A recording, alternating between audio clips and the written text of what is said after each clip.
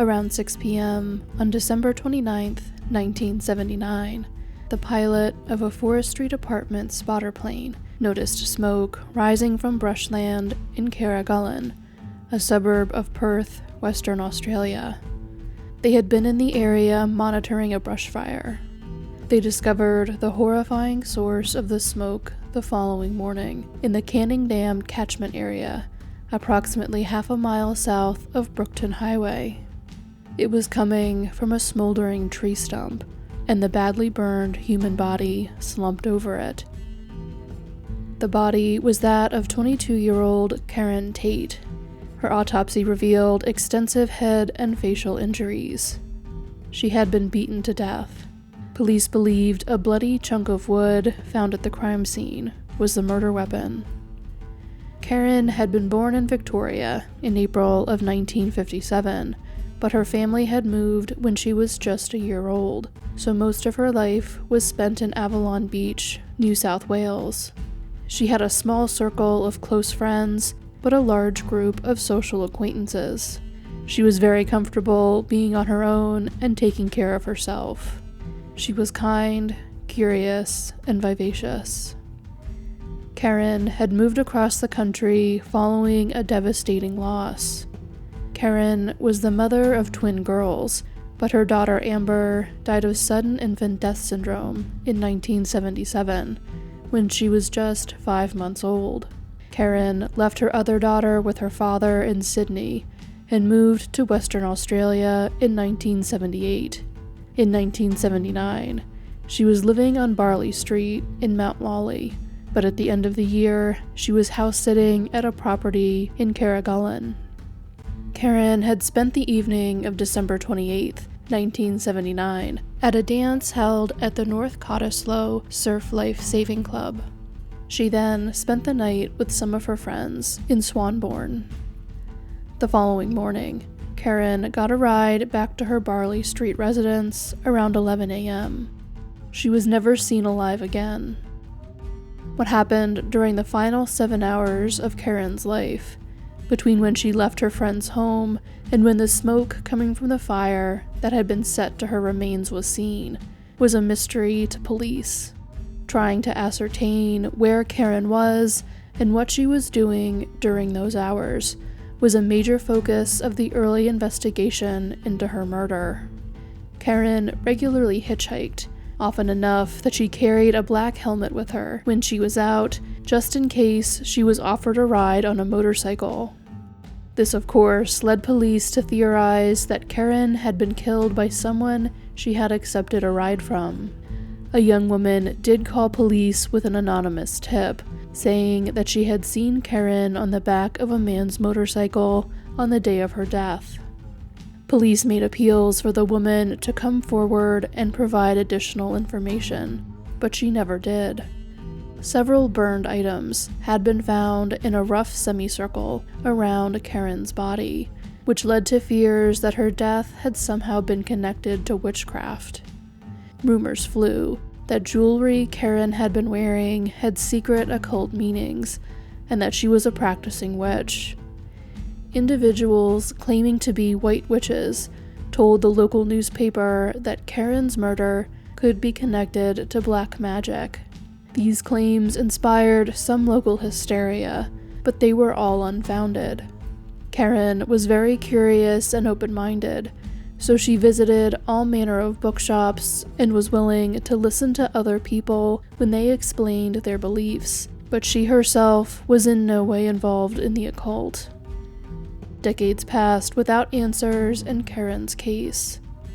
In 2023, the government of the state of Western Australia announced a $1 million reward for information in several cold cases, including Karen's, but the offer of the reward led to only a few calls and no solid answers. In 2024, Detective Senior Sergeant Steve Potter announced that male DNA had been found on items found at Karen's crime scene. The Western Australia Police Force's Special Crime Squad team was in the process of analyzing the DNA in hopes of identifying who it came from.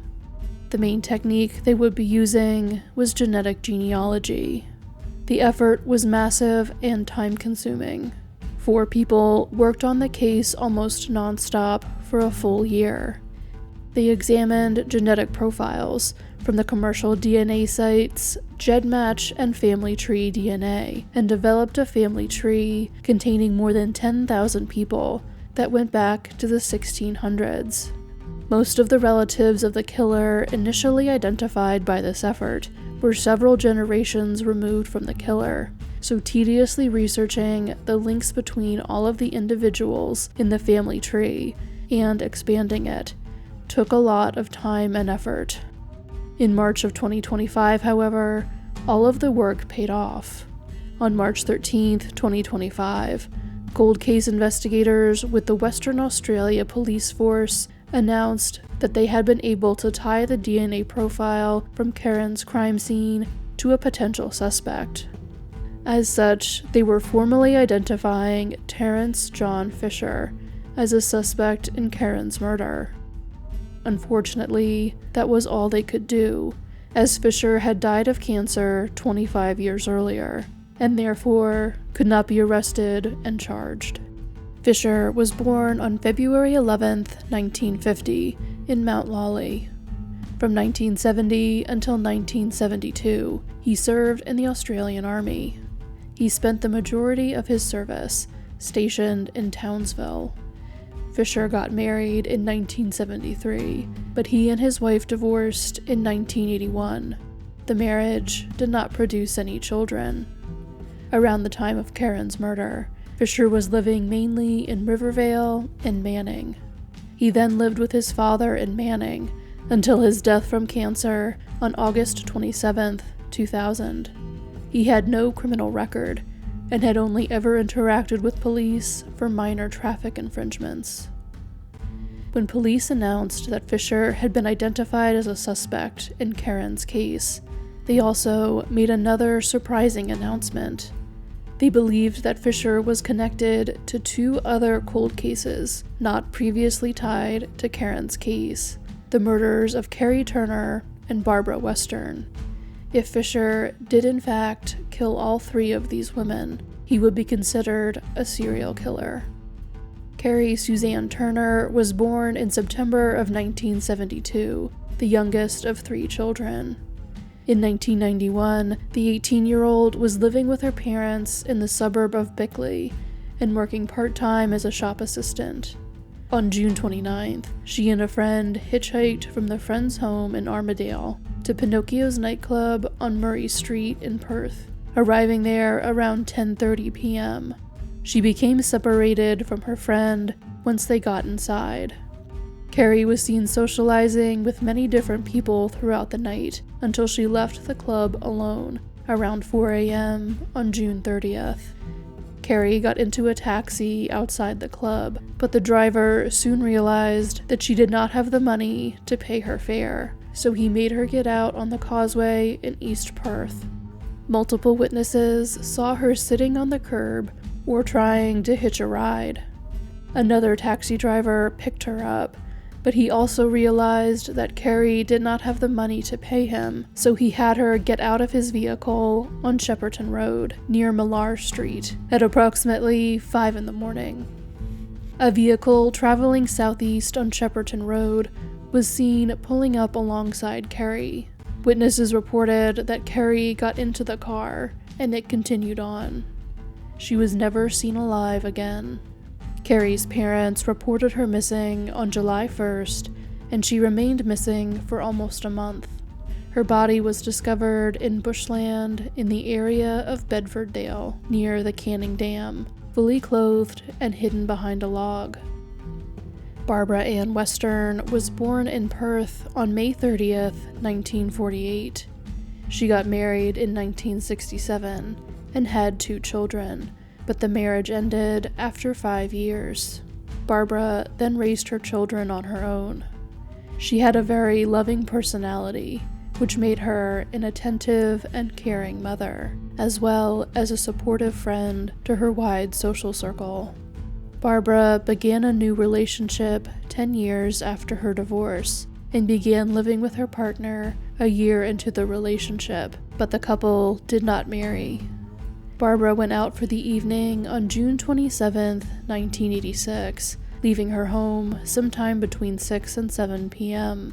She saw two friends at the Balmoral Hotel in East Victoria Park and ran into an acquaintance later in the evening at the nearby Irene's Park Tavern. Barbara was wearing a distinctive orange parka that night, which helped when police were later looking for witnesses. Barbara was seen leaving the tavern around 11:30 p.m. She never returned home. Barbara remained missing for almost 5 years. On March 14, 1991, two people were out collecting wood near Canning Dam in Carragullen when they came across what they believed to be human bones in a clearing roughly 50 feet off of the trail. Several items, including items of clothing and pieces of jewelry that belonged to Barbara Western, were found under a nearby tree trunk. Police were able to confirm that the bones were those of Barbara Western. It is unclear why exactly police believe all three women were killed by the same person. The main detail connecting all three cases is the locations where the bodies were found. The sites where the bodies of Karen Tate and Barbara Western were found had less than 100 feet between them. Carrie Turner's body was found approximately 4.5 miles away from those sites. Investigators believe there was a specific reason why Carrie was taken there, although they have not yet made that reason public. Authorities in Australia normally do not release very much information about suspects before they are convicted of a crime in court. This case is unusual, in that they have released quite a lot of information about Fisher to the public. They are hoping that by disclosing the places where he lived, worked, and socialized, they will hear from as many potential witnesses as possible. Investigators are very interested in gathering information about Fisher's movements and his routines, as they believe this information will provide them with more definitive answers in the three cases they now suspect him in. Fisher worked in construction for the Public Work Department, constructing government buildings in and around Perth. He took a voluntary redundancy in 1993 and started his own business. Fisher was also a prominent member of the Fremantle Sailing Club, where he both socialized and participated in offshore racing. He spent the early 1980s building a yacht at a warehouse in Carlisle and launched it in 1985. Fisher was also known to frequent pubs in Carlisle, Victoria Park, and Manning. Anyone who knew him from any of these places and could provide information about him is asked to contact Crime Stoppers. Police say that even the smallest of details could be critical to their investigation. In addition to making a public appeal for potential witnesses, investigators also executed a search warrant at the home where Fisher lived until his death. On March 13, 2025, they began what would ultimately be a 5-day search of the property, which included digging up the backyard.